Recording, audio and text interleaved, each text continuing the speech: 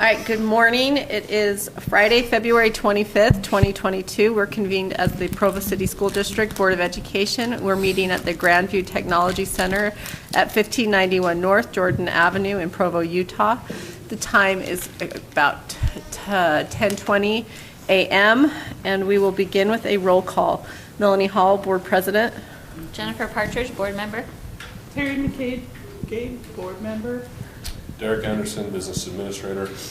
Keith Hurtel, Superintendent. And we'd like to excuse McKay Jensen. He's up at JLC. Gina Hales, who has personal matters to attend to, and Rebecca Nielsen and Nate Bryson are attending work issues at the moment. So next we're going to turn over the time to Anne Marie Harrison, our Assistant Superintendent, to talk about curriculum. Oh yes, is there a motion to convene? I move that we convene study session. Go ahead, Anne Marie. Good morning, thank you. I appreciate coming to talk with you today. As you are very aware, there are a lot of issues regarding curriculum in the public and applying to our district right now. So I appreciate you giving me some time to try and present a lot of information so that you can consider potentially any changes we need to make, any new directions. So with that, I'm just going to begin. So this first montage is to remind you of the issues at hand. And this is sort of like preaching to the choir here. You know this all too well as school boards. There, in recent years, has been a lot of political strife around parents' interests in public education, and there is passion on many sides. So I'm hoping that this presentation, we can wade through some of those issues, and then at the end I'll pose some broad and some specific questions to you that I hope the board can come after discussion to a united conclusion on and present those to us as guidance for further consideration. So to begin with, I just want to define some terms. Some of you who attended my presentation in Salt Lake will recognize a couple of these slides, but I promise it's different. So just to define this, curricula is the plural form of curriculum. Curricula are resources used by teachers to plan for and implement instruction. They could be physical or digital and vary in the degree of prescriptiveness. So you can see this is really anything from textbooks, manuals, videos, books, poems, original documents. Those are primary source documents. Those are what we would regard curricula in the state of Utah. Standards in Utah. These are statements of what students should know and be able to do at the end of a given course. Curricular programs are based on sets of standards. So those are two different things. Of course, a curricula has to be based on standards, and we'll address that issue a little bit later. And then to break it down further, methods or pedagogy, these are instructional practices. So teaching strategies or routines utilized to help students learn. Curricular programs utilize various pedagogies. And again, you are aware that there are many different vantage points, political, scientific, or research opinions on good and bad. So you see some examples there. I will say that we have learned that second IE, round robin reading, is a very poor way to teach reading, and yet it persists. So there are some challenges. We want teachers to have curriculum that, a curricula that promote good pedagogical practices, evidence-based practices. So my objectives with you today are, first, to understand issues related to curriculum. Second, to understand how those issues apply in Provo School District specifically. And three, consider guidance for district administration. Again, I'll ask some particular questions there. Here we go. Number one, our learning objective. So first I want to talk about the new environment, how curricula are different than they have been in the past. And I'll do a comparison of then and now. So back then, there was a lack of unity in standards. Every state was creating their own standards, and they were vastly different. So most curricular programs went to their two biggest markets, California and Texas, sometimes Florida, and built their models on those sets of standards. So when we purchased a program, and I remember going through this, they'd say it's the California version, and you'd look to say it's Texas or California closer. Now, there is general unity in standards, and this comes partially because of Common Core and Common Core-like state standards. Utah did not adopt the Common Core. However, if you look at them, they're highly influenced by the Common Core, and as are most states now. And some will argue that's a bad thing. I think it's a good thing, because now we have some general agreement state to state on what the most important things are. And we had groups of national experts come and have input on that instead of, small municipalities, for lack of a better term. So it's Common Core has helped with that, as well as our national associations. So the National Science Teachers Association, International Literacy Association. Those standards that they set are now more commonly taken, perhaps adapted by states to use as theirs. So there's far more uniformity. Second, back then, when you were doing this, the teacher got a physical textbook and a manual. Those are static resources, Now we are getting digital access to textbooks, manuals, videos, supplemental texts, assessments, interventions. It goes on, and it's digital access. So, and it's not static, so it is changing over time.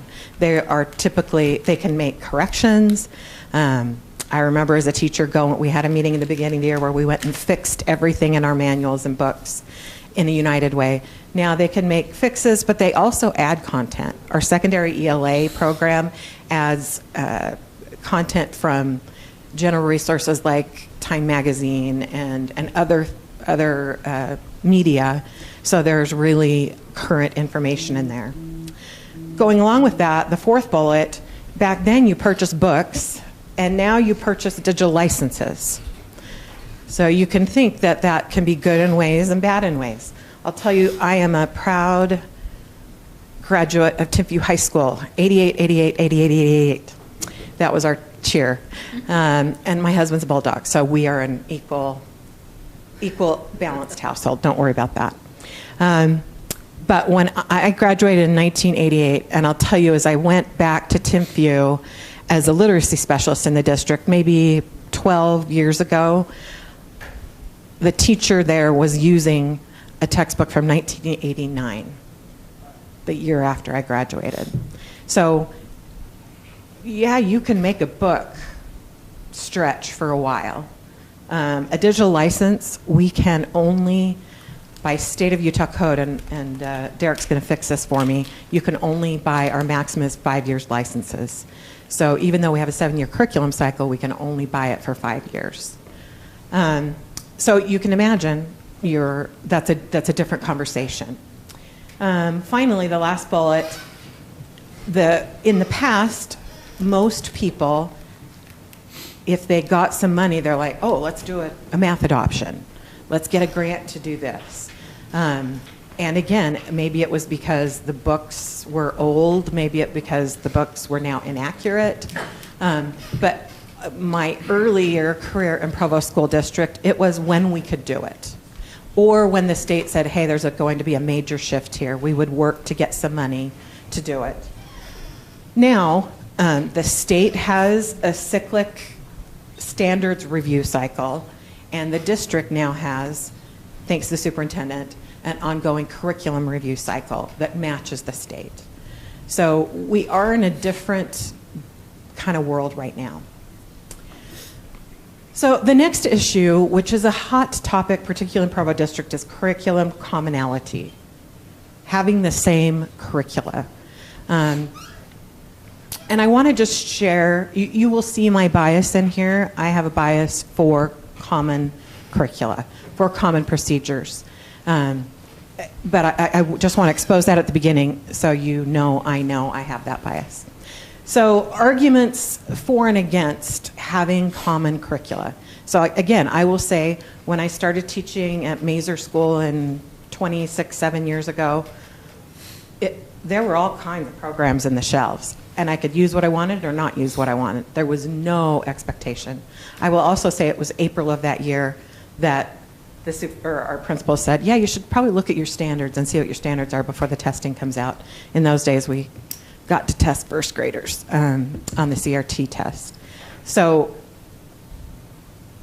there has been a dramatic shift, not only in our district and state, but nationally. So an argument will take, again, crossed bullets against having common curricula, that it hinders equitable, it facilitates equitable access. We knew for a long time, we got to get this teacher. They do this unit, or they have, over the years, they've collected all these books. We have had inequity, and while we can't make everything equal, by providing the teaching resources, that's one way we can promote equity. Second bullet, it reduces the need for teacher time. I'll tell you, about 15 years ago, this district got into a professional development program which held that teachers should create their own curriculum for ELA. And I eventually led that initiative in the district after doing it at the school. And I loved it in many ways. It was so creative. It was so fun to think that deeply. And I'll tell you, we ultimately found it was unsustainable. I was single and could, and I spent every Saturday at school. And that was my choice, and I could, and I liked being there. But I had to spend a full day a week, creating curriculum. And while some teachers believe that that is their duty, I think that the amount of time that it takes for a teacher is unfair given our environment right now. They need really good tools at their fingertips. The next one, we have a lot of transition between schools. And when students are engaged in the same curriculum, it is a very smooth transition. Their records flow from one to the next. They get into the program and they know where to go in the platform. The teacher's using the same language, same strategies typically. Here, it increases our district efficiencies. When we have various programs going at different schools, our ability to support teachers decreases because we can't know everything. We can't train our technology staff to help every program and app and whatnot that teachers have. Our PD can't address it that far. Unity helps build efficiencies. It does help us provide a level of quality control, and that may not be the best term, but once again, as a principal, in areas where our teachers didn't have a common curricula to use, there were very different practices going on in different grades. And again, it really didn't seem fair to me that the teacher who had been doing that grade for 20 years and she'd gone on the BYU Boston trip to learn about U.S. history was next to the intern who was her first year teaching U.S. history who had none of those resources. So ensuring that everyone has a chance for success with the same materials is important. Many teachers express a need and a desire for instructional materials. At the same time, many teachers perceive, or it could be real or perceived, loss of control and creativity. We hear that a lot in Provo District because Provo District for a long time, as you well know, in many areas had a lot of school-based decision making. And that table turned in many ways for many districts. But there is still among many that I will tell you that I've gone to several teacher meetings over the years to have teachers talk about, well, we don't like this about the program, we don't like that about the program. And maybe a couple of times after those meetings where the veteran teachers stand and say, well, I have better units and I like this. And I was in one argument at a high school where one English teacher said, no, high school teaching English should be about writing. And one said, no, high school English teaching should be about reading. And I was at a loss thinking, it's what the standard says, and the standards say both, you know. After those meetings, I have newer teachers who wait for the veteran teachers to leave and come to me and whisper, oh my gosh, thank you for this program. This helps me so much. I can't believe how much I didn't. Like, please don't let them get rid of this for us. So again, we are looking at a new environment. When I graduated from TMPU in '88, most teachers, from some data I see, we had about a 15-year average teaching career. And now we're maybe, Jason can help more specifically, but maybe around the 2.7. More support is required. And then again, some administrators really like having something so that they, as supervisors, can go in. They can have a general guarantee to the curriculum. We talk about a guaranteed and viable curriculum. They want that, and they want to have some guidance. I'll tell you, the truth is some administrators do not like being the heavy on this. They do not. They do not want to require it. They have teachers talking about academic freedom, which doesn't exist in K-12. But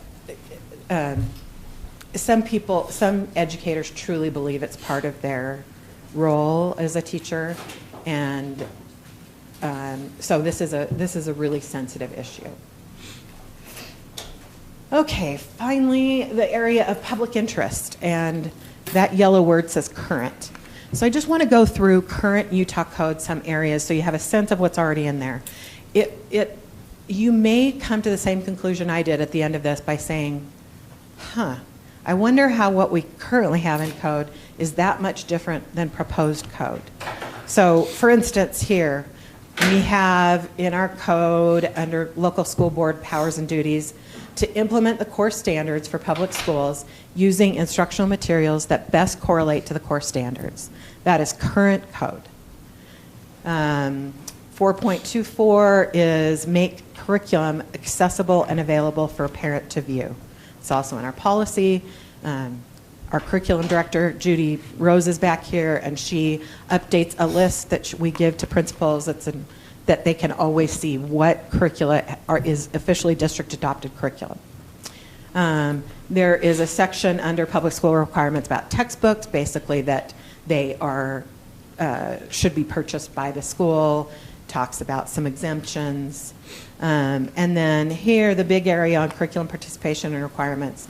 There's not a lot of specificity or I should say broad guidance.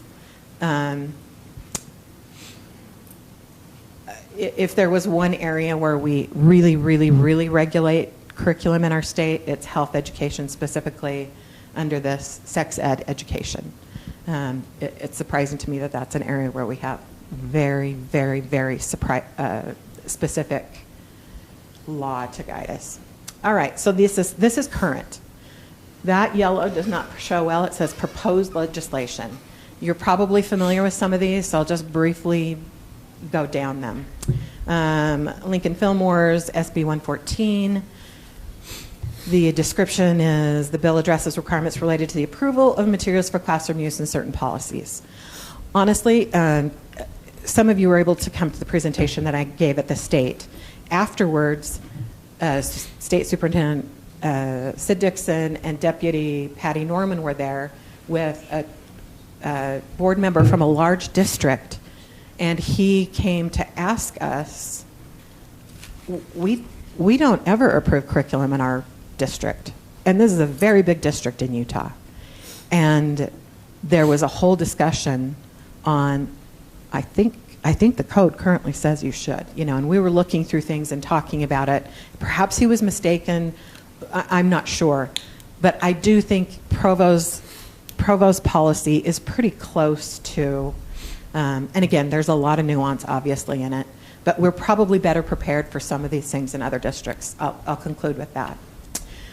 SB 157 by Senator John Johnson. This is parental rights. You've probably heard more about this one.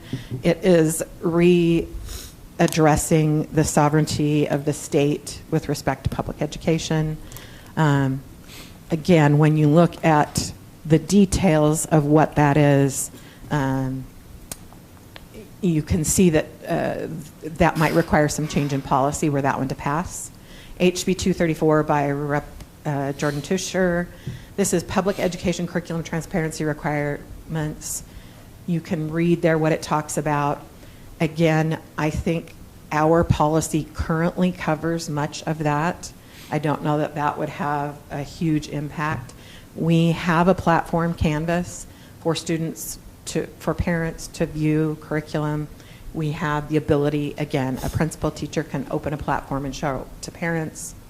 And then finally, HB 374 by Representative Ken Ivory. This prohibits certain sensitive instructional materials in schools. This one I think comes from an effort to control the literature that's in schools and to perhaps apply pornography standards to literature to impact how that might occur in schools. Is this only applied to books then?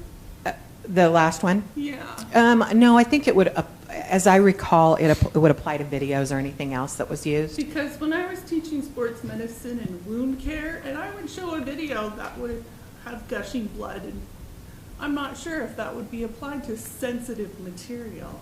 Good point. And I think you're getting at what lots of people's concerns are. I have a few clips from an attorney later that will address this, and I think that'll be interesting, and it could help us interpret this. So here she is. This is Heidi Alder. So we're now thinking of legal issues. These are district considerations we want to be thinking about. She works with Carol Lear's law firm, and she is Weber District's legal counsel. She presented on Tuesday to leaders of teaching and learning and curriculum in the state and had some really powerful messages. And so I'm going to show you a few clips of this. The first one is she will show us that the board establishes curriculum, not individual parents.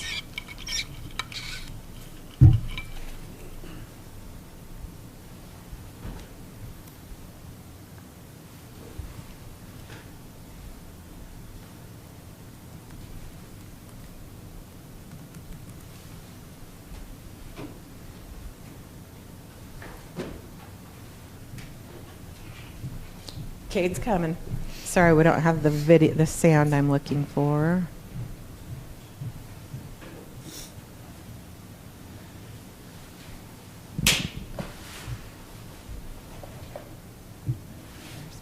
And in the Sixth Circuit, the court said, while parents can choose between private and public schools, they do not have a constitutional right to. Okay.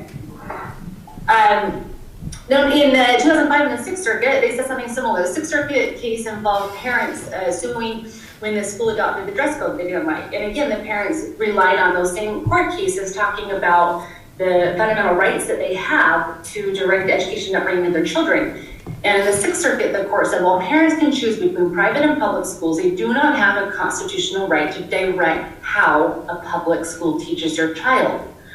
In the Second Circuit, and this was a sex ed case, in this case, the parent didn't like the entire health curriculum, and this school district had an opt-out form for sex education. The parent opted his child out of the portion of the curriculum that was sex ed, but then also kept his kid home during the whole rest of the semester because the parent didn't like anything that was being taught in health. And when the student failed, the parent sued, claiming that the parent had a right to direct the education of his or her child and that this school shouldn't have failed his child because the parent exercised that right by keeping the child home. And when the Second Circuit heard this case, the Second Circuit said, Meyer, Pierce, and their progeny do not begin to suggest the existence of a fundamental right of every parent to tell a public school what his or her child will and will not be taught. In the Fifth Circuit, another uniform case, school uniform case. The court said it has been long recognized that parental rights are not absolute in the public school context and can be subject to reasonable regulation. In the 10th Circuit, that's our circuit, that's where we live, the court said the case law in this area establishes that parents simply do not have a constitutional right to control each and every aspect of their child's education. This case involved a homeschool parent that wanted to enroll her child part-time in school, and that school district didn't have a part-time option.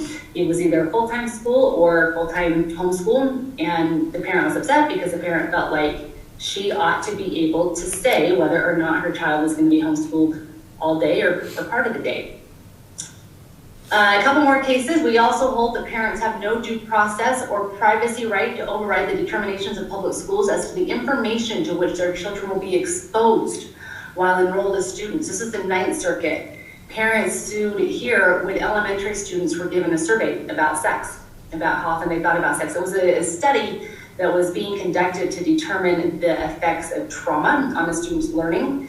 And some of the questions were about how often the children thought about sex or thought about being touched. Questions that I'm sure parents in our state would have a come apart over. But in this case, the court said parents don't have a right, it's constitutional right, to determine what information their children will be exposed to while at school. And then back to the First Circuit, the court said in 2008, we have found no federal case under the Due Process Clause which has permitted parents to demand an exemption for their children from exposure to certain books used in public schools. In this case, the school district was implementing a university curriculum, and elementary school teachers were reading books to children in first grade, second grade, at that level where the teachers still read the books to the kids about homosexual couples. And the parents in this case wanted an option to pull their kids out of that reading time, and the school said no. The state didn't have a law that allowed any kind of opt-out, and the school district didn't allow it, and the court supported the school's position. Okay, let's go back to this one. Okay, the second one. Boards cannot remove books from school libraries because of ideas. Listen for the distinction on when a board could remove a book from a school library.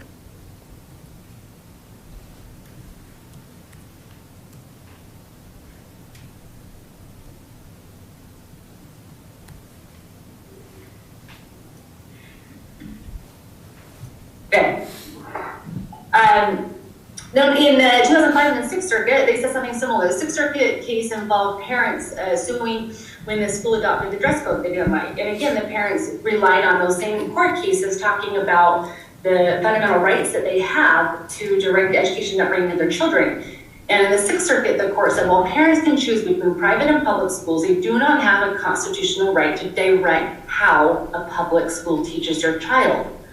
In the 2nd Circuit, and this was a sex ed case, in this case, the parent didn't like the entire health curriculum, and this school district had an opt-out form for sex education. The parent opted his child out of the portion of the curriculum that was sex ed, but then also kept his kid home during the whole rest of the semester because the parent didn't like anything that was being taught in health. And when the student Did I just show this one? The parent sued, claiming that the parent had a right to direct the education of his or her child, and that this school shouldn't have failed his child because the parent exercised that right by keeping the child home. And when the 2nd Circuit heard this case, the 2nd Circuit said, Meyer, Pierce, and their progeny do not begin to suggest the existence of a fundamental right of every parent to tell a public. I apologize for that. I must have inserted the same video twice. So essentially, I'll summarize what she said on that point. Boards can't remove school books from school libraries because of ideas. They can do it for other reasons, like general audience. Is it appropriate for an audience? There's legislation before the state trying to apply pornography standards, but again, even under the criminal pornography standards we have currently, that we have to look at the instance in the whole as opposed to the case of one. she'll touch upon this again in just a minute, so I'm going to leave that here.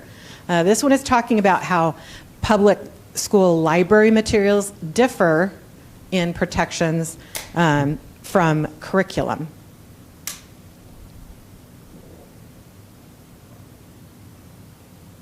Now is taking a look, I'm going to just jump ahead to this next slide because I want to point out, let me go back that one before, the difference between library material and curriculum material, because it's lost on a lot of people, parents and school people. I've had lots of conversations where people cite to their curriculum, their instructional materials policy. But the courts have said, and PICO in particular noted, there is a difference between removing books from curriculum and removing books from the school library. And that's because curriculum is presented to a captive audience. And curriculum is part of a student's grade. Curriculum is something that is not voluntary. Whereas school libraries are entirely voluntary. You can read the book or you don't have to read the book. You can check it out or you don't have to. There's nothing that is imposing one person's beliefs and ideas on curricula, or excuse me, on a school library, someone who checks the book out of a school library. On the other hand, by removing a book from a school library, that does impose somebody's idea that it's inappropriate on others, whereas there's maybe some parents who don't feel like it is inappropriate and that it would be okay, but if the book's removed out of the school library, there goes that option to check that book out free of charge. So there is a difference. But at the end of the day, neither removal of books from the school library or removal of books from a curriculum is a parent's constitutional right. And I think that's what's important here. And I don't mean to, just let me say at the outset, I don't mean to minimize rights of parents. I'm a parent, I have a child, I'm concerned about what happens in their education. So by no means is this presentation intended to minimize rights of parents or to say that parents don't have a place in education. Absolutely they do, 100%. But it's just to help you understand what the laws and what courts have said with regard to how much of a right parents have versus the professionals who have been hired to run schools. Now, having said all that, we've been talking about Now, finally, the last one here, she's going to talk about, again, we were talking about constitutional rights established by case law. And now she's going to talk about statutory rights applying to Utah. Utah does have, does provide additional protections and or processes for students and parents in Utah. And I think this is really key. We see these legal cases, and I don't think anyone in this room is saying, ooh, now we can do that super controversial thing. Nobody wants to go to court. And this really talks about, you know, pay attention here, if you will, to the talk of accommodations and her discussion of how Utah educators, Heidi herself is a former teacher, and she can speak to that really well.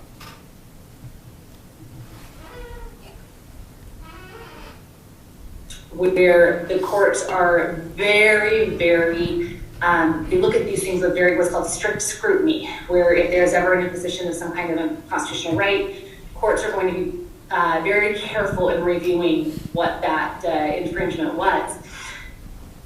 The Constitution, while it imposes certain rights on us, there's also laws that we have that legislatures pass that give parents rights. And in Utah, there's quite a few. Utah's a very parent-friendly state and always has been. So even though courts consistently state parents don't have a constitutional right, they may have a statutory right.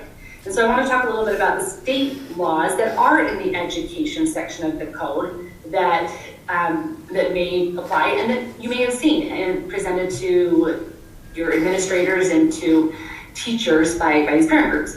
So in Utah Code 53G 6803, it states, a student's parent is the primary person responsible for the education of the student, and the state is in a secondary and supportive role to the parent. As such, the student's parent has the right to reasonable academic accommodations from the student's LEA as specified in this section. But this is not a law about curriculum. This is a law about accommodations, like, for example, the right to retain a student. And again, it's about a parent working with the school and the school providing reasonable accommodations to support this parent's request.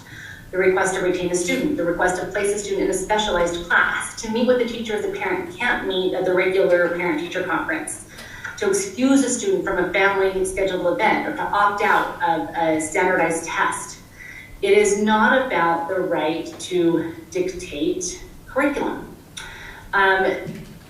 There is a specific law that allows parents to opt out of a portion of the curriculum or an activity if the activity would require the student to affirm or deny a religious belief of conscience.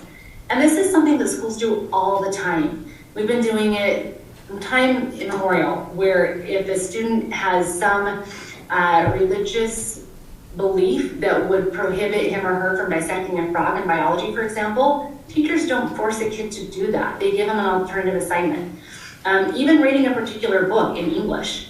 My experience with school districts is that they're pretty liberal about allowing this opt-out provision. I know some school districts have a form that they've asked parents to fill out, identifying specifically what activity and what portion of the curriculum is objectionable and why. Because the law does specify that the option is available if, and only if, it would require the student to affirm or deny some religious belief or some belief of conscience. That's a little more broad. But a lot of schools that I work with, and teachers are pretty liberal about saying, okay, if you are not comfortable with this assignment, we'll give you an alternative assignment. But it's specific to assignments or portions of the curriculum, not ideas. Not, I'm gonna opt my kid out of this theory of evolution, or I'm gonna opt out of my kid out of the civil rights movement in general. That's not what the law says. Now, there are some bills that would change that. And if you want the whole video to learn more about that, I can send it to you. I hope that that gave a good summary of legally where we are standing currently as a district. There we go. Again, she hinted at there is some legislation that could change a lot of that. I just will tell you, her opinion is there are some serious flaws with it, and she doesn't think as written currently it will pass. She spoke on Tuesday. So we may see a change in some of those, or she believes they violate constitutional rights, so they wouldn't stand. All right, now we want to go specifically to how do these issues apply in Provo School District. I'll tell you that when superintendent came 10 years ago, is that right? He did really bring a new way of thinking. And unity was at the heart of it. You heard the Provo way. Unity in our practice and our methods, expectations, and services. And he had leaders across the board start thinking about this. I think, again, he came from a state that had more unity to a state that generally our culture was very site-based. And I think you as board members have heard the history on why this came to be. Superintendent brought a focus on evidence-based practices. His early initiative that he asked me to work on was learning targets, success criteria, performances of understanding. We now call that cluster teacher clarity. He brought our work with Hattie in. We created a teacher resource guide. He also put in an ongoing curriculum review cycle and budget. Again, prior to that, when I was directing the literacy program, it was every year, like, do we have money to do something? Do we not? We would sometimes do 2 grades at a time because we couldn't afford anything more. So every curricula will be reviewed on a 7-year cycle. And he also established policy and procedure development and implemented those. So to just give you a sense of some of those things, I still have the paper. My first meeting with the superintendent ever in this position, he gave me a list of 6 things, and the first thing on it he called curriculum notebooks. He says, I want you to establish for each course these things: required teaching materials, pacing guides, units, assessments, supplemental resources, intervention supports, and pedagogical support. Again, that evidence-based practice. And cheers to curriculum director Judy Rose, who really has taken this on. So all of our teachers have access to curriculum notebooks. I put the link on there. So just to show you, going through the table of contents, again, they have the calendar, they have assessment calendars. What we tried to do, teachers get 1 million emails from 1 million people and go to 1 million meetings, and we said, if we said it, if teaching and learning said it, it should be in here. If it's in here, and we need to review it, are we still using that curriculum? Are we still proposing this model? Is this the updated state standards? Are these the updated? So here you can see essentials. That was one thing the superintendent asked for, essentials of our standards. They can link to all their core standards here. Here they can link to their, I'll just take you into this Wonders login. So a new teacher can go here and figure out exactly how to get in the program. That's the first big effort that I worked on with the superintendent. Again, then it was policy and procedures. And again, I just want to highlight a few sections. If you'll read through those quickly.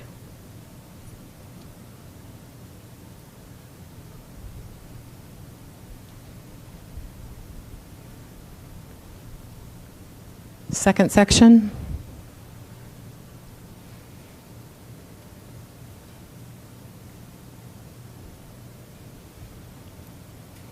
I'm highlighting some of the things that I hope you will know.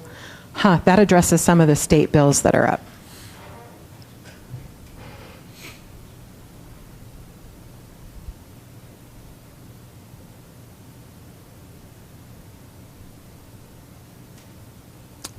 This is one we struggle with, and I have some data to show you later on about this, is district-wide implementation.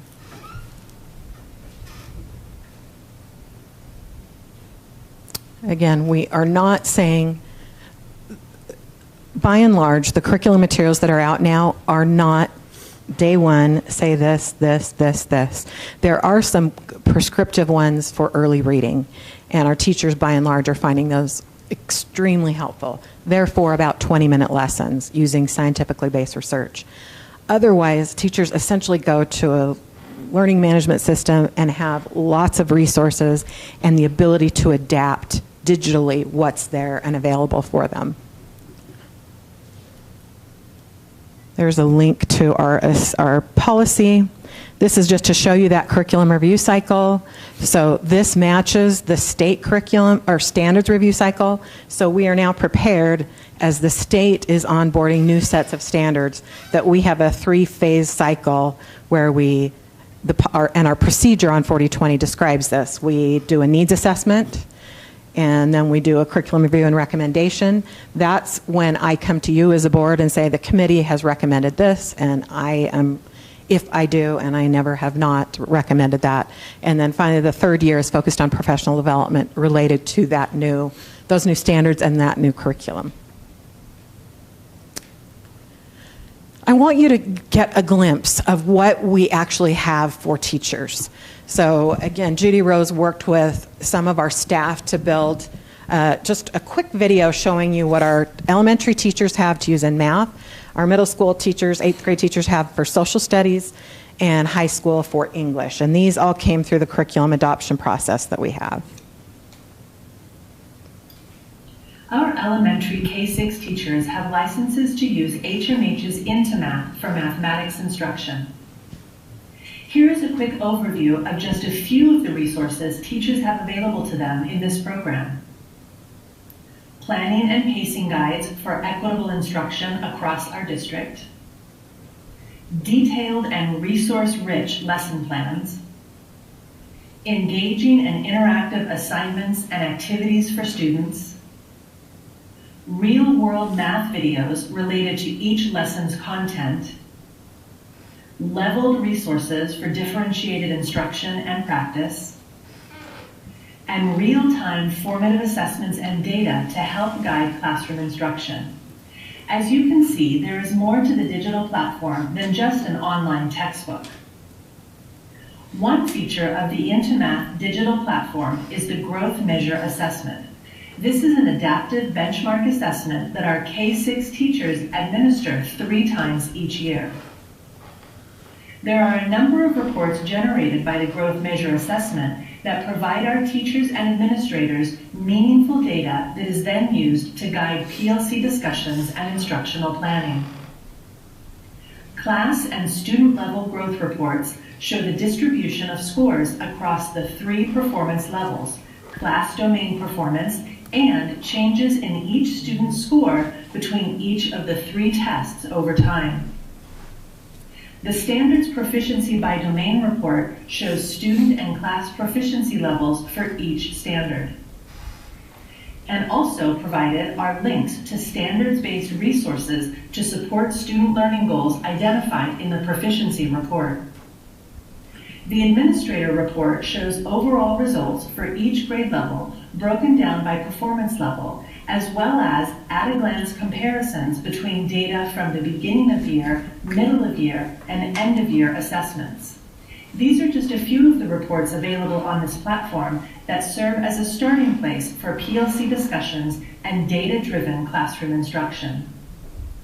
Into Math gives teachers the resources they need to create meaningful, data-driven instruction to meet the needs of every student.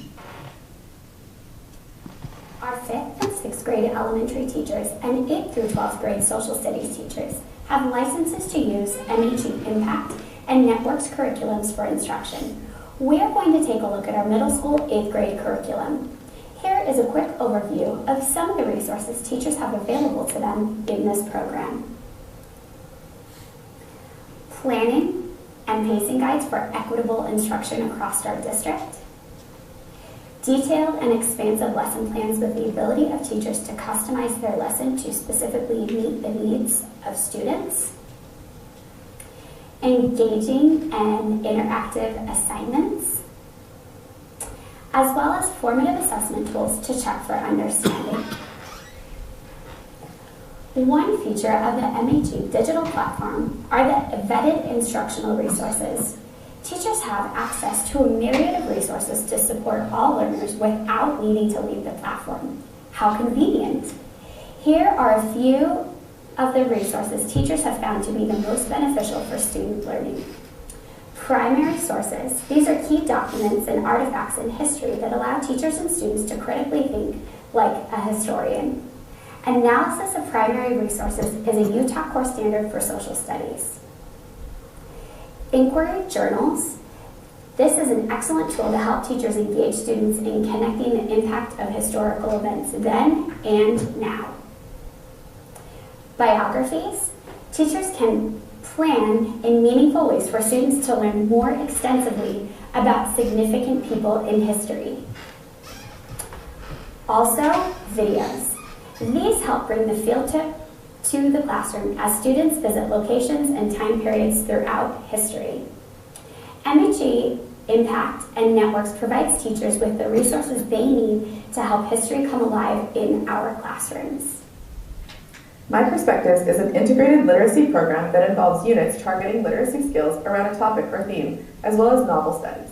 All Provo School District teachers in our secondary schools have physical materials as well as online licenses to access this wealth of customizable resources to support their literacy instruction. Let's take a look at the resources available in the 9th grade program. As you can see from this table of contents, in addition to the teacher and student editions, there are several other resources available, including tips for distance learning, assessments, current events and video library that are curated for classroom use, Spanish resources, grammar, vocabulary, speaking and listening centers that involve mini lessons, activities, online activities to practice, as well as PDFs. As you know, reading and writing are vital skills for the success of all of our students. All students, regardless of ability or English language level, need to have access to this learning. My Perspectives provides ways for these students to have access. For example, this is the student book list that comes with My Perspectives. So students have access to all of these books digitally. In addition to having access to them, teachers know the Lexile score or the reading level that these There are titles here. They can appropriately choose books for their students.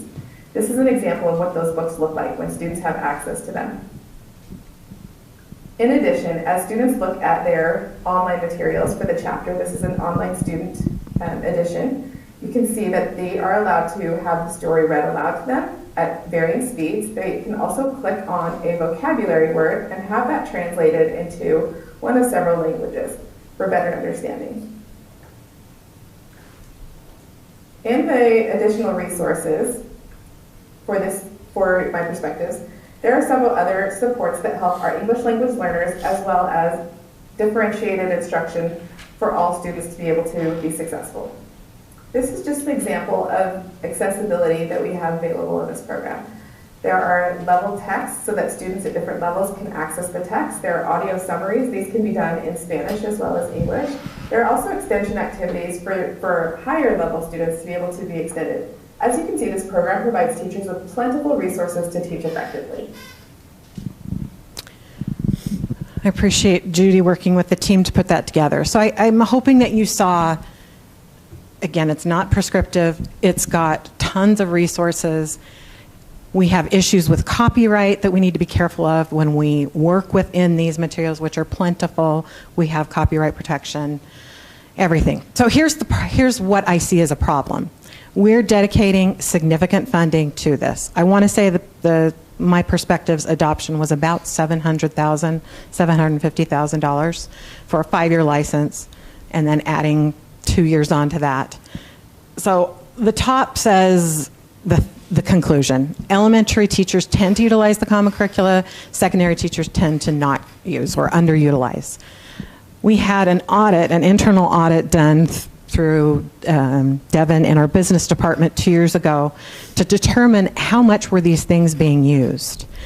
Because again, if we're going to invest in this, we want a return. And I just encourage you to look at those differences. In elementary, and this was specific to ELA content, 41% all or almost all, 0% in secondary. 29% in elementary, most, 5% in most. So just comparing those most to all or almost all, we're looking at 70% versus 5%. The sum is pretty liberal. Some examples teachers gave are saying, well, I pull this text out that they can use, or we got this novel with it, so I use that novel. So there is major underutilization. We have a lot of anecdotal information, including when we got into the pandemic and teachers were really needing online resources. Judy, for instance, we found out, Judy, is this correct? I think of middle school social studies teachers, 2 of 8 or so had logins. So 6 of 8 didn't even have logins to the program. And there are a lot of reasons for this. Again, elementary has had common curricula for a much longer time. Secondary has not. It's a newer idea for them.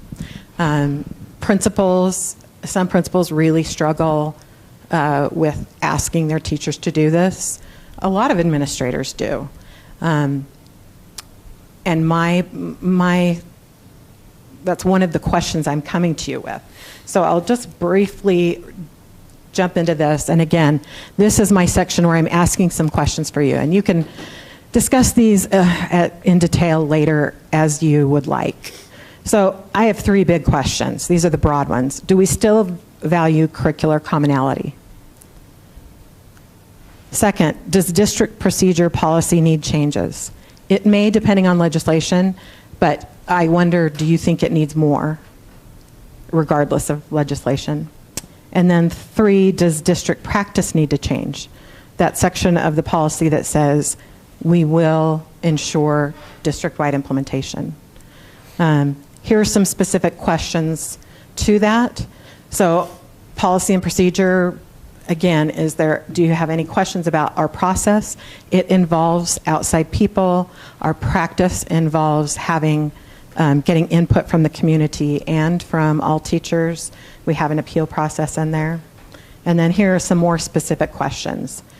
Again, should that change? Second, should teachers be required to use that as the basis of instruction as the policy is written? Should administrators be required to ensure usage? Is it our primary tool as our policy says, and should we change our financial commitment to curricula? We have been funded at $750,000 a year. That's increasing next year because we are getting into this. We are getting into 2 big adoption cycles that are going to cost a lot of money. I'll tell you, we have ongoing costs of about 40 to 80. Again, we have some materials. Superintendent wanted us to have a typing program, keyboarding, so we pay for that every year. We have ongoing costs for materials lost, broken, schools couldn't find sets. And then also to continue, again, we can only buy 5-year licenses, and we're in a 7-year curriculum cycle, so we have 2 more years that out of that funding we still have to purchase each year. So off the top of that, you need to take off about 400 to 80. So maybe we have about 900,000 per year. Our next adoption is for K-6 ELA, and we have some unofficial bids from vendors that are from about 1.1 to 3 million for a 5-year contract. So there might be times I would be coming saying, hey, this year can we have a little more? The business office in the past has been very willing for us to balance money. So in a year where we're doing standards like PE and health, where there might be fewer costs, we can save some money one year and transfer it to the following year when we're going to have a heavier one. We don't have time for discussion right now, at least in mine. I did want to share this final thought with you, and I think this is really important. The happiness and security of American society relies upon the public virtue of its citizens, which requires a united commitment to a moral social order where self-interests are willingly subordinated to the greater common good. We're in a new world where we have to have processes. We have to have representation from voting board members and voting legislatures in. That's how our word. We need to have a system. It needs to be transparent.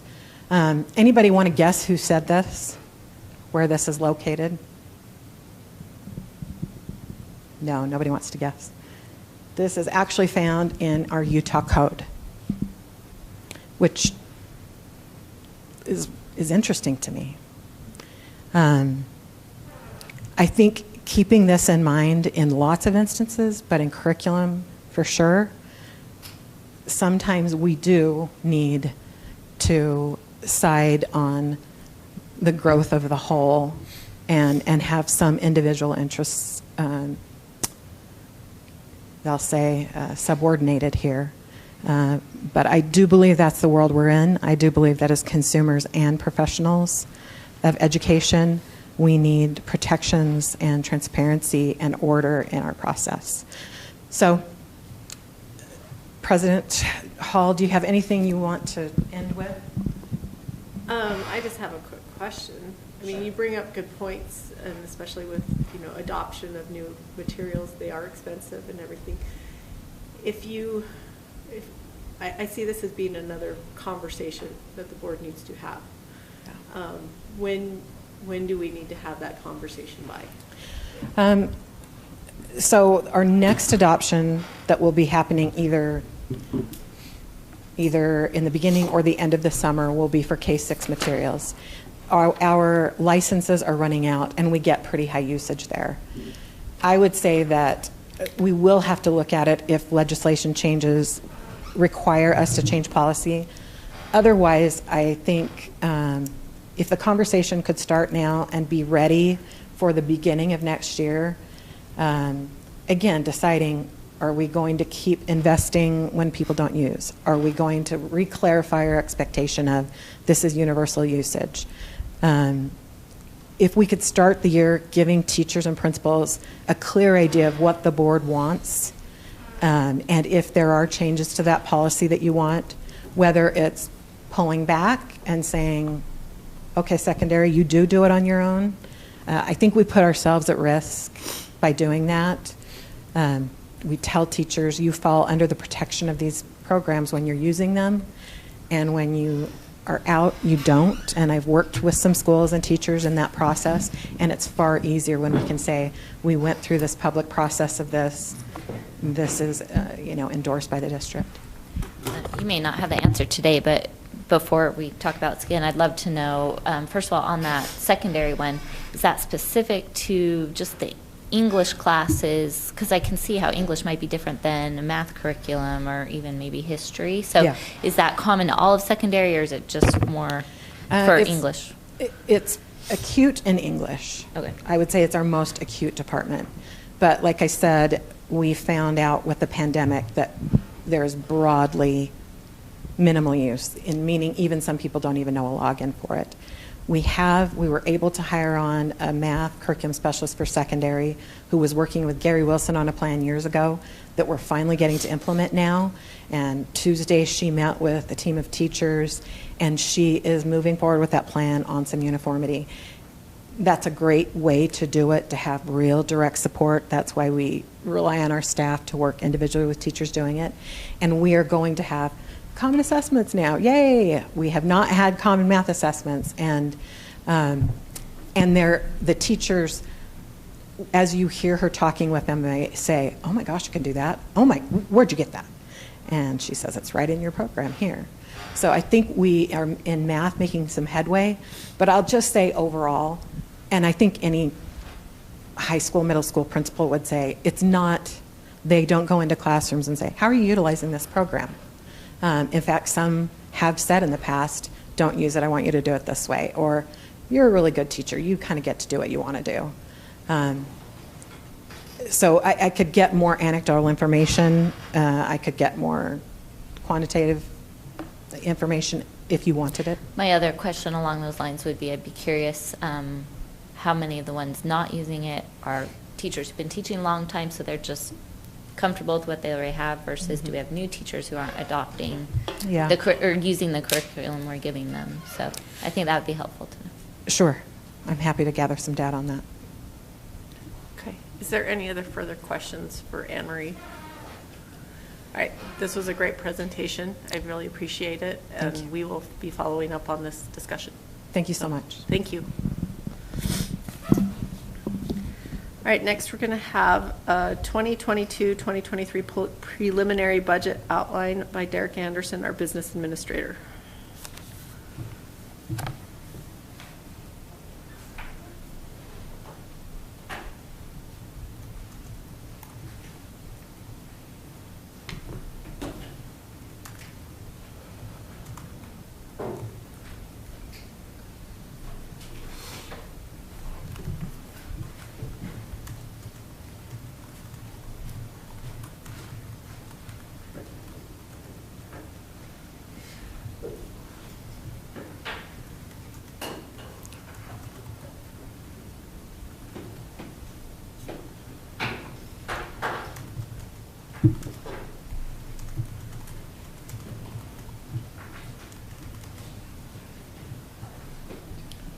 While Derek's getting that set up, so we've got the next couple of hours.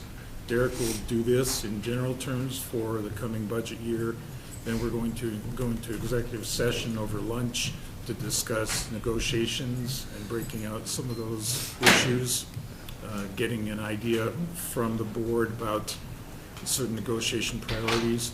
And then when we reconvene in public meeting afterwards, Mark Wheeler will come in and talk about capital plans. So it's all just kind of clustered together intentionally.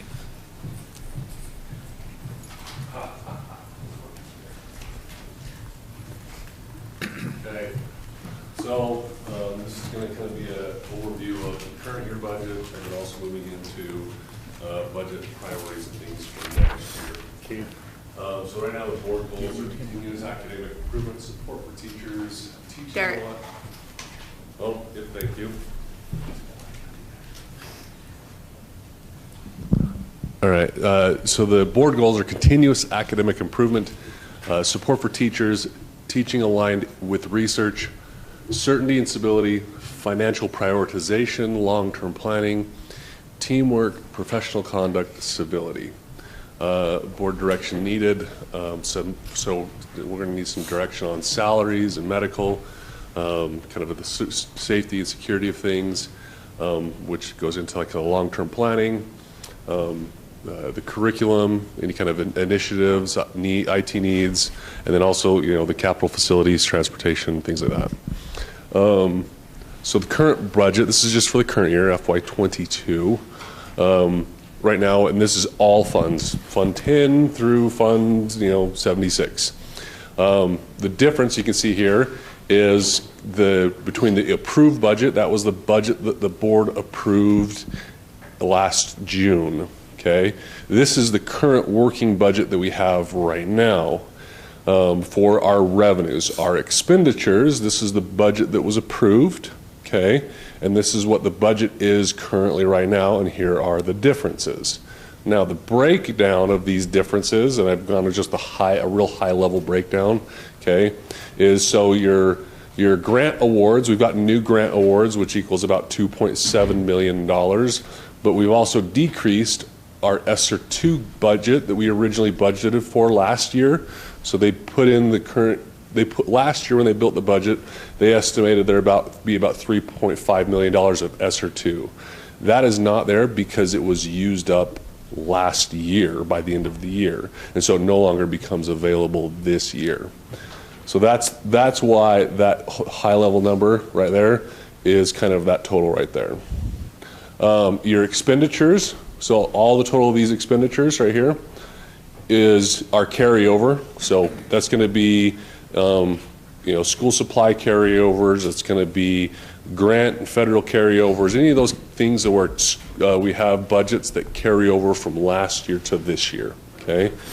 The employee incentive that the board approved back in October, that is that amount right there that it was added to the budget.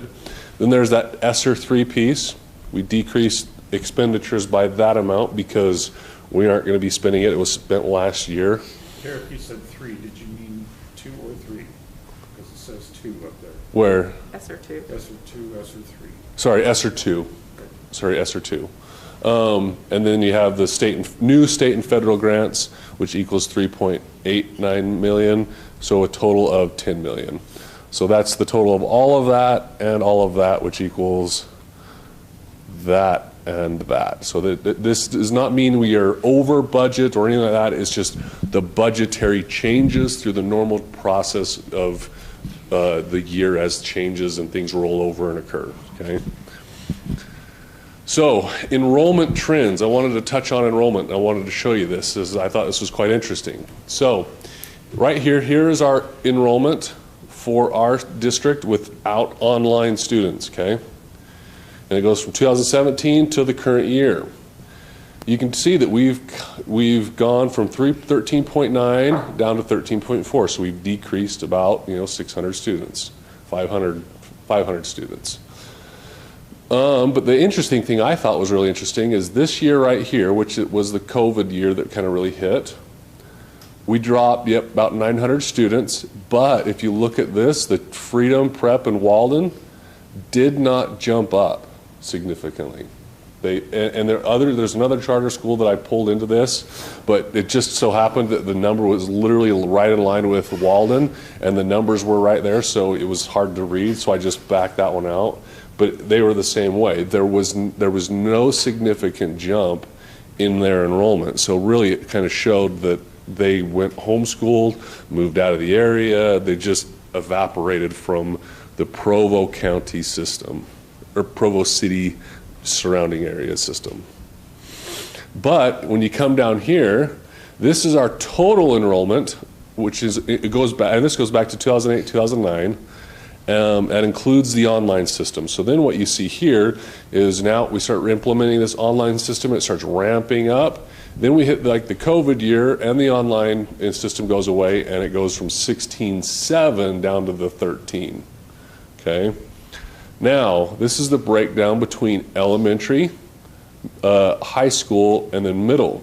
What I thought was really interesting is if you look at 2008, 2009 elementary, 7,470. Now come over to the current year. We are lower in our elementary than we were back in 2008, 2009. Now you look at high school, 3,907. We are up about 600 or 700 there. But then you look at the middle school, 1887 and 2000. So our secondary is a little higher, but our elementary is declining.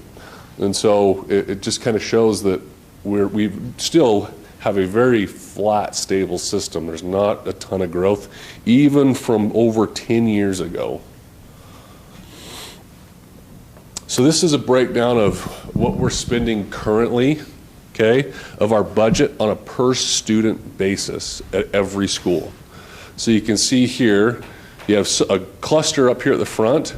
I sorted it this way. So you have a cluster up here at the front where their total per student is higher than this amount on the back end. And then but here is their non-salary items per student. And they're even a little bit higher than what you kind of see over here on the back end. But what you see here is they're the schools that are receiving Title I funding. And so they're usually putting additional FTEs or additional supply monies and things like that, okay? Except for then you have independence, which that one's going to be an outlier because of the school that it is. And then we have our total school average, okay? So that's how we're currently breaking out. That's about the budget on a per student basis at each of the schools. Then you can see that they're, for the most part, they're pretty close along each of these categories, okay? So the current bills that are being discussed right now, these are the ones I mainly wanted to highlight. I did send an email out that kind of highlighted or pulled in more bills and kind of gave a synopsis of all of those. But so HB1 is kind of the base bill. That's the base funding bill. It's every year. This is the base education bill, and they just make tweaks to this bill, which then ends up to being the final funding for everything. The basic rate right now, they're saying, is estimated to be $15.79, which is actually an increase from the current year. So even though property values have gone up, which means the rate would drop, they have raised the rate above the current year rate, which means they've gone and essentially raised taxes back to the current level plus above and beyond it to get this $650 million in funding. Okay, it's about 75 million more than last year. So then we have HB 113 and the Senate Bill 118. These two bills were running in tandem, but they both were addressing special education. This is the one that I worked with Marcia Judkins on. The final bill is a pretty good bill. There was some originally things in it that that weren't as favorable, but those were removed in these final versions. So the current one, what it does is it raises the cap. Right now, districts are capped at 12.5% of students who could be eligible for special education funding, which is kind of an arbitrary number. They just said, hey, it shouldn't be above that. Here's 12.5%. You can't go above it. And while on a large district like Alpine or Jordan, Canyons, right, they probably would never hit above that just because of their economies of scale. But take a district like Daggett, right, where they have 300 students, and a new student moves into the community, and he or she has special needs. That one student is a much greater percentage of their total students than one student moving into Alpine, right? And so they're looking at changing the ratio or the cap to a 14% or a 20% based on your county class. Okay, so 20% is going to be mainly those smaller, the outlying counties that have smaller districts. The 14% is going to be applied mainly to the Wasatch Front, the larger districts. Okay. The other one that's coming down is the childhood literacy program. Senate Bill 127, the state board is going to provide, the state board will have coaches that come to the districts. And so that one is going to be interesting to see how they're going to work it out. There will be some educator prep programs, and then also a partnership with the Student Success Grant Program. It's going to be about $9.7 million in state funding. Would that take teachers out of the classroom to get, like, when the state provides that coaching? So that when the state will provide the coaching, what my guess is, it's interesting. I don't know how the state was going to design that coaching program. I think it's going to be weird or interesting to see how it unfolds, because to have the state USBE try to come in and put coaches into our schools, which could be doing something that is not congruent with what our coaching or things are doing. Just thinking about the curriculum he Bingo. was just talking about. Yes. So this one, this piece right here, I am not in favor of at all, because I think it can create too many issues. There is an educator prep program where I believe they can go do things like in the summer or on their other time to get additional training. And then this creates a grant program that districts can apply to get to help with that childhood literacy, essentially initiative. Okay, but the funds, if you apply for it, the funds would have to go towards essentially the K-3 reading programs. So HB 193 is all-day kindergarten. This one allows parents to elect all-day kindergarten for their child. This also allows districts to collect a full WPU for those students. This one's going to pass. It will pass. There's a huge demand for it. So we will want to be thinking of how All the ramifications. all the ramifications. Yeah, okay, and I highlighted on some of those in that email that I sent out with the. How many schools don't have all-day kindergarten? That's a good question. I don't know. Because I know all three of the schools I represent have. I think Title I schools have them, but the other. All of the Title I schools have the all-day kindergarten. There are a couple of non-Title I schools that work to create an all-day kindergarten.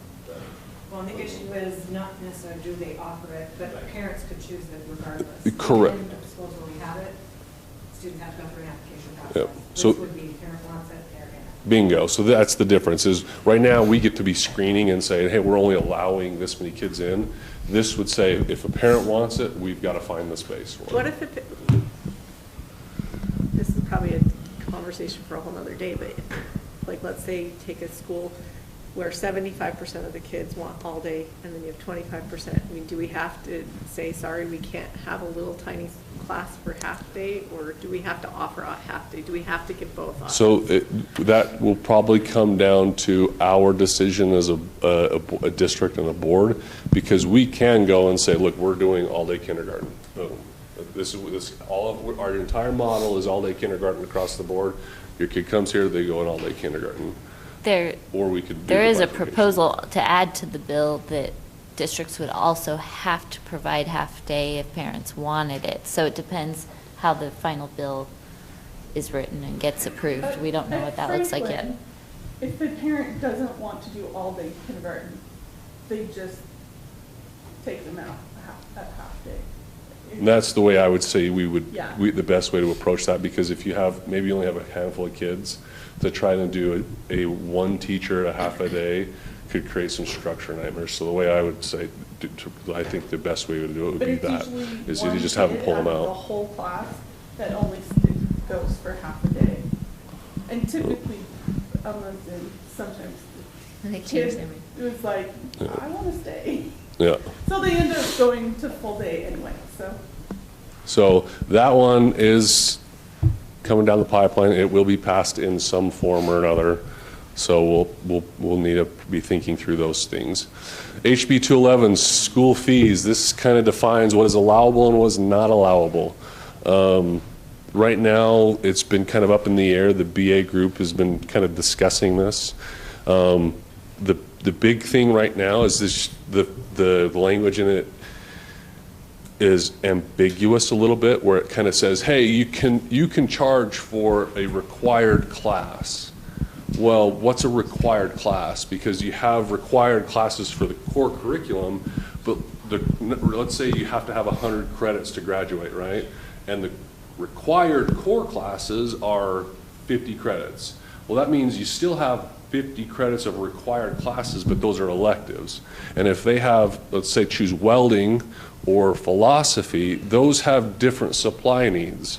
And so the bill is still ambiguous, and so the BAs kind of got together and said, look, we don't really care what this looks like in the end as long as it's clear and concise. So either you eliminate the fees entirely or allow them, but just make it clear, because if I have one definition and another district has a different definition and the state office has another definition, this bill will come back in some form or another in a year or two, because the state auditor, the state office will come out and start auditing districts, and they'll say they're not following the rule, and it'll just turn into another. So that's. Is this also to get rid of the general fee?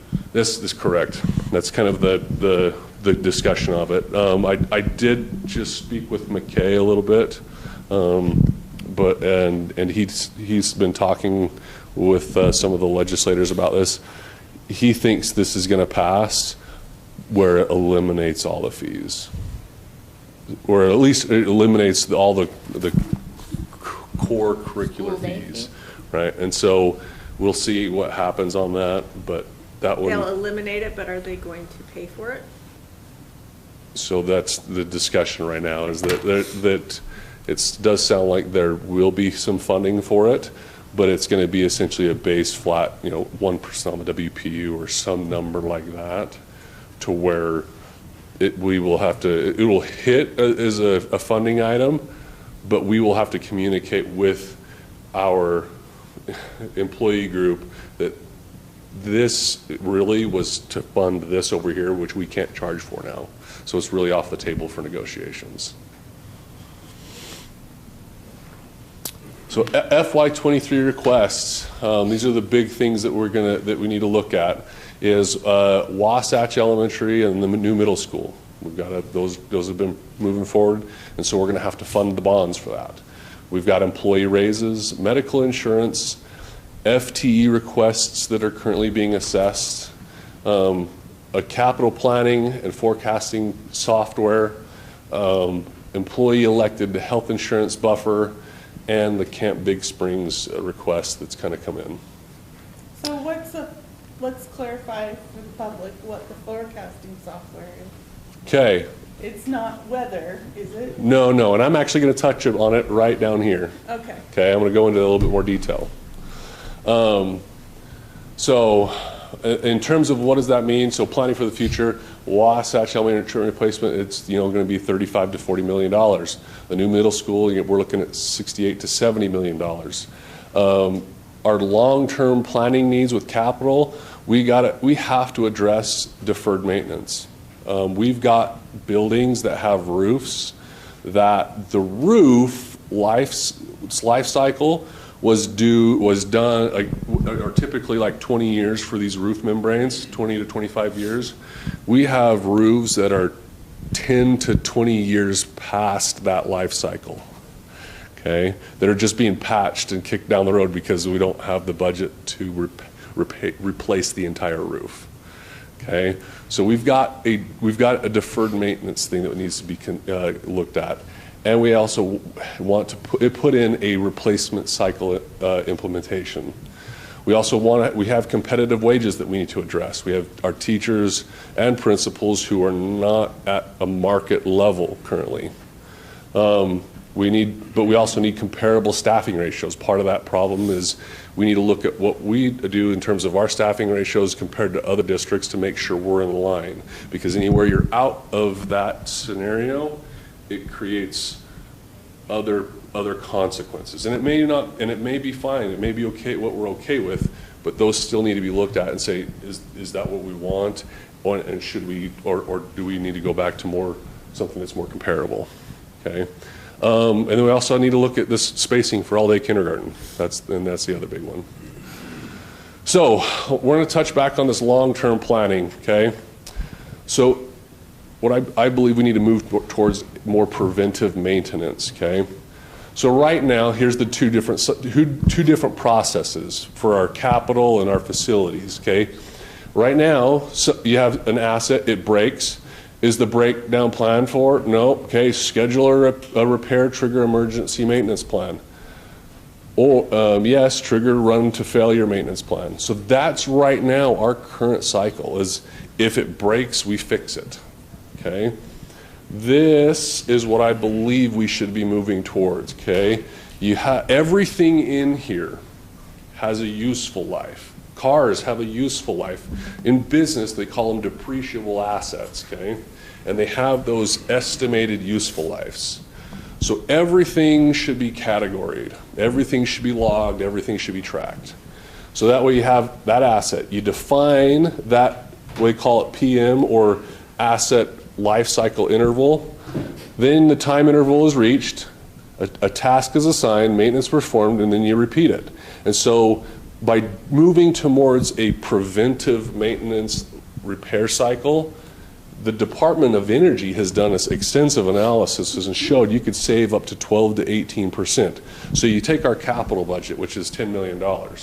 By moving more towards a preventive maintenance cycle, that's like taking $10 million and saying we can make and actually do $11.8 million worth of repairs because we're able to do more by doing preventive instead of doing a reactionary breakdown maintenance repair. Okay, you may not have the answer to this question since you're new, but in 2014, we did a bond for 5 schools. Yep. And one of the talking points that we had for that, I was not on the board at the time, but I was involved as a citizen, was that we would be saving so much of that like breakdown money that we were spending on all these outdated systems that we'd have more money in our normal capital budgets that we could start to catch up on all of our schools that we were behind on.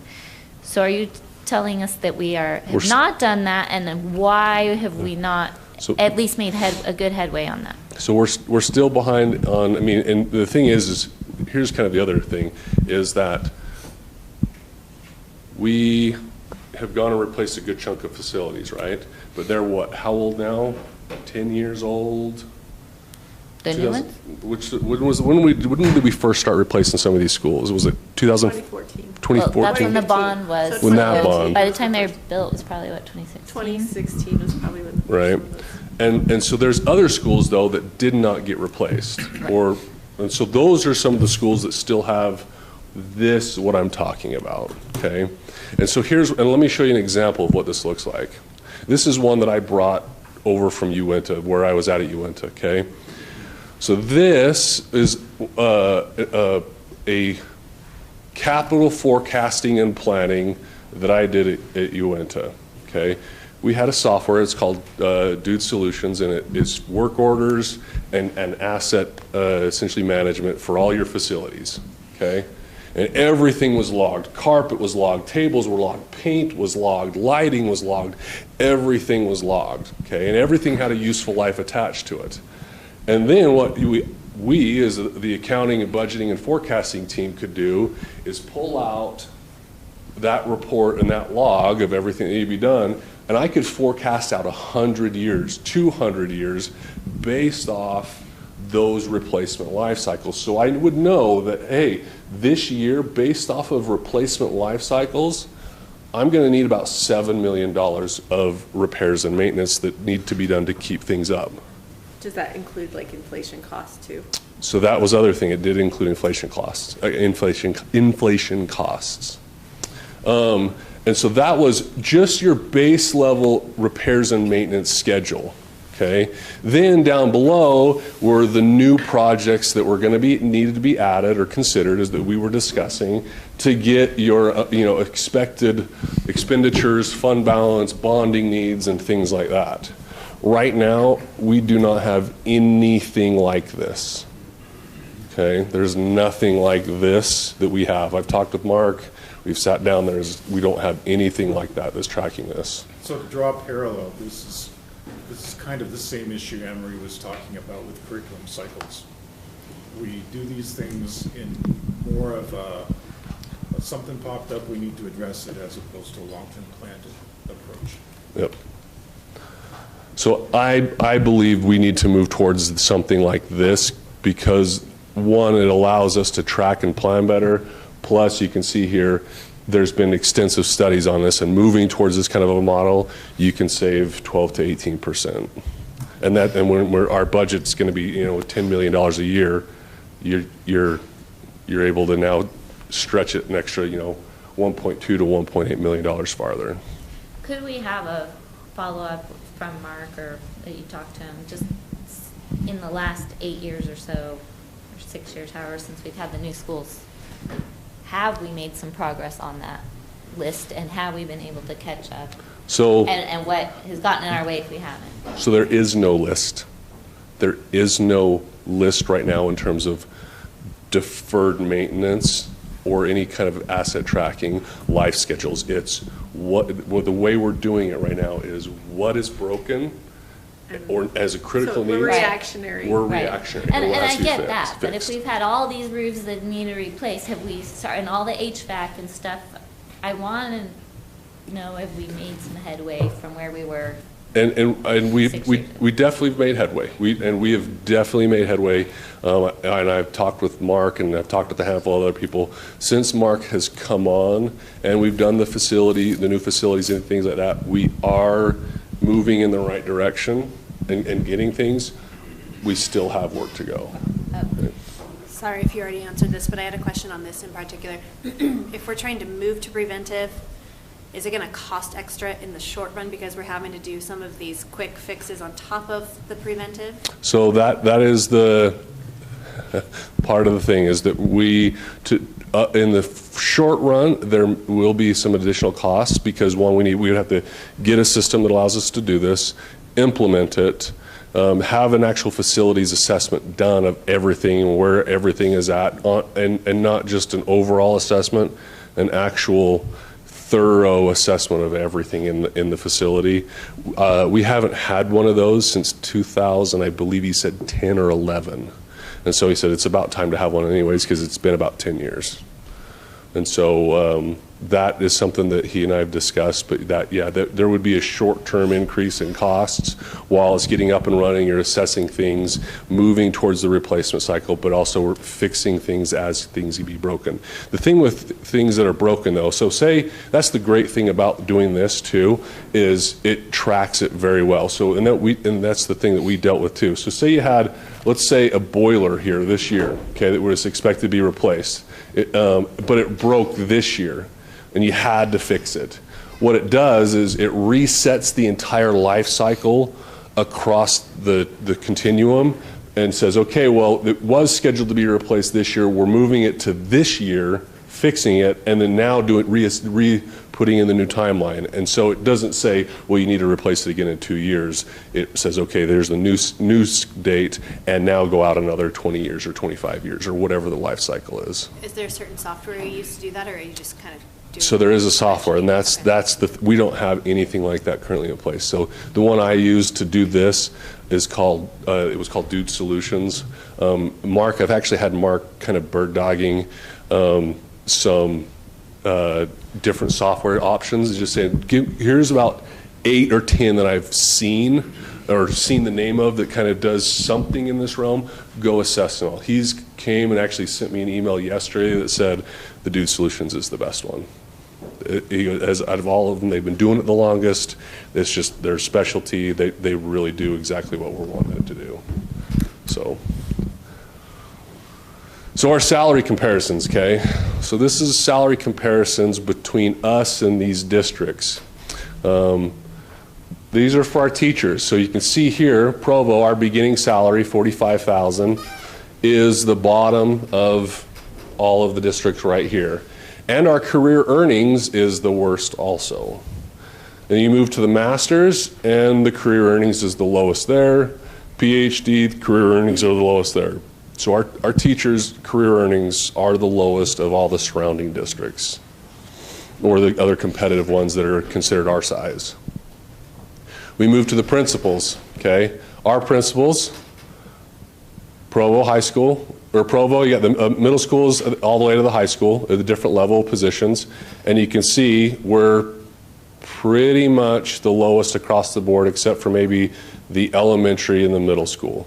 And then you move to that's the bottom, looks like the starting salary. You move to the top end, the high end of the salary schedule, okay? We're the lowest in all of them except for one. Then you go to the career earnings for a principal based on, let's say, a 20-year career. We're the lowest across the board on a 20-year career, also for our principals.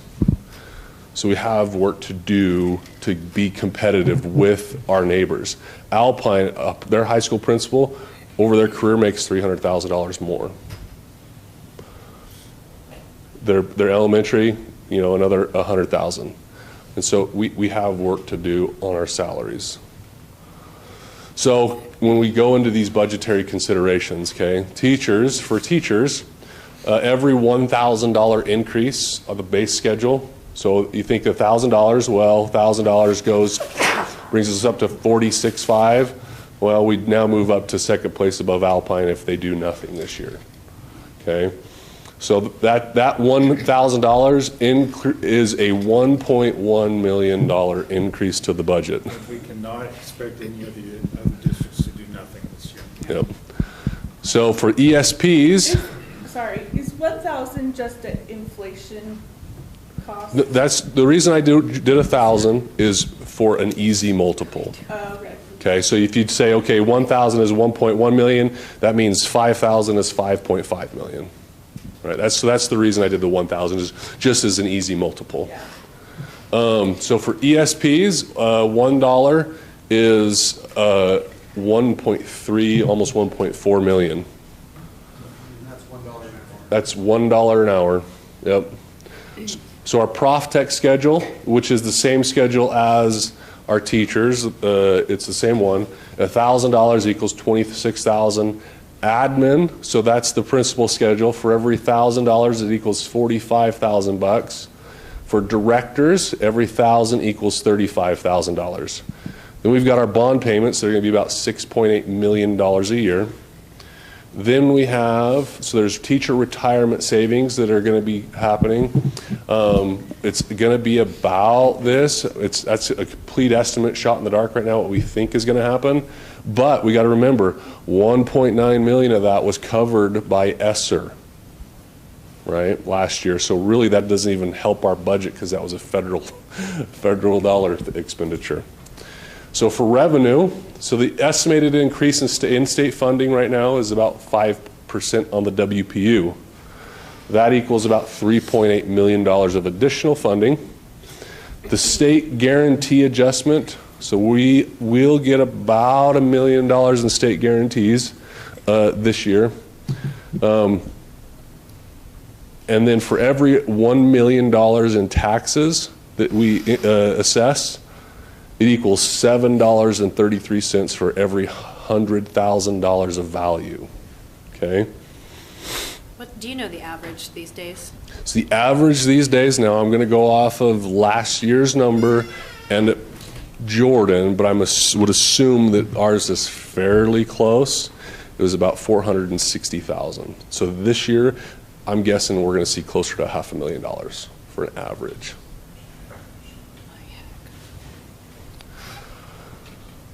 So these are the assumptions I've got right now as we're looking at building the budget, but we'll need to kind of discuss them.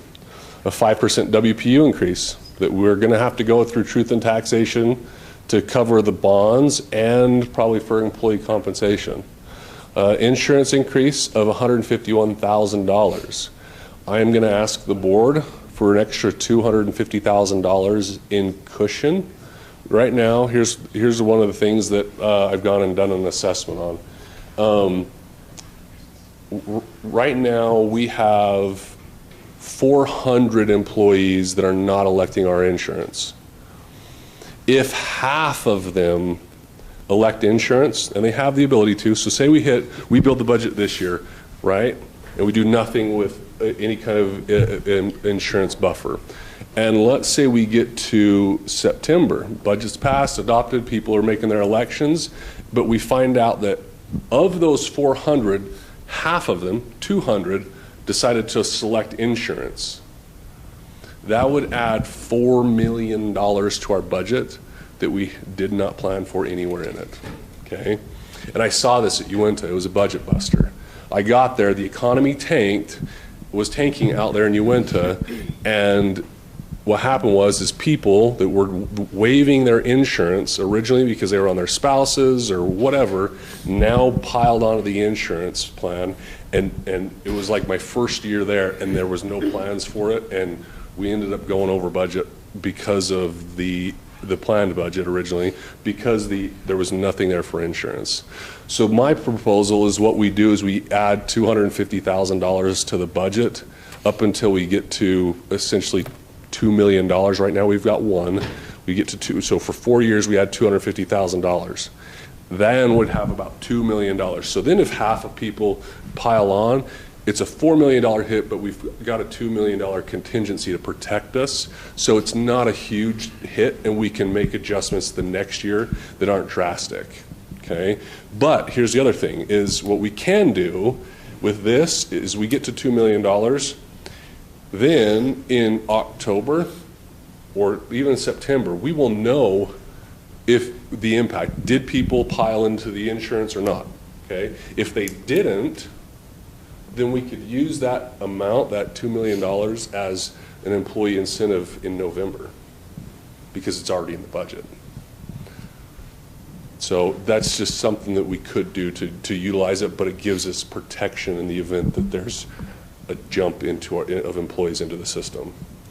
The other thing will need to be considered is new FTE positions that were hired in FY22, current year, that needed to be budgeted for FY23, along with any new FTEs that are being considered and get approved. Budget certifications. So right now, our budget book, we do both the GFOA and ASBO, okay? I want to get rid of the GFOA application and don't even bother for it, because what happens is the GFOA and the ASBO certifications both want the same thing but in the different formats. So we end up creating a book that is 200 pages long that have duplicate information that is just adjusted a little bit for one person, one certification, and in a different way for another certification. It's just duplicating work, and it's not really necessary. What's the purpose of having the two certifications? Like, what do we get from Nothing. GF? It's a pat on the back. It's a pride issue. It's a pat on the back. Okay. It's something that we can put out to the public. Hey, we got 2 awards for our budget from this entity and this entity, and nobody's going to care. Okay. So I would personally like to just cut it down just to the ASBO, so that way the budget book is conformed with just one standard, and we're not duplicating work and trying to get both entities format into one book. So Why the ASBO over the GFOA? So at GFOA has had a lot of turnover and inconsistencies, and so theirs is not as clean as ASBO. So ASBO's been around for a long time. They've got a real good history of consistency, and it's just, it's a good certification. That's the one, after talking with Joe and Devin, that they prefer that we'd go for this one. And I'm impartial. My big thing is just we choose one or the other and go with it, so that way we're not doing redundant work that's just formatting changes. That kind of stuff drives me bonkers, but. You could spend your time doing other important things. Bingo, yes. So that is kind of the budget presentation in a nutshell. I've got some other stuff that we can discuss when we get into to discuss negotiations in executive session. But is there any questions right now on any of this? Do you have a money tree somewhere? We'll have to find one or plant some. Okay, any other further discussion on that then? All right, is there a motion to adjourn the study session? So moved. Okay, let's take a 5-minute break, go grab your lunch, bring it back in here, and we're gonna have executive session in here in 5 minutes.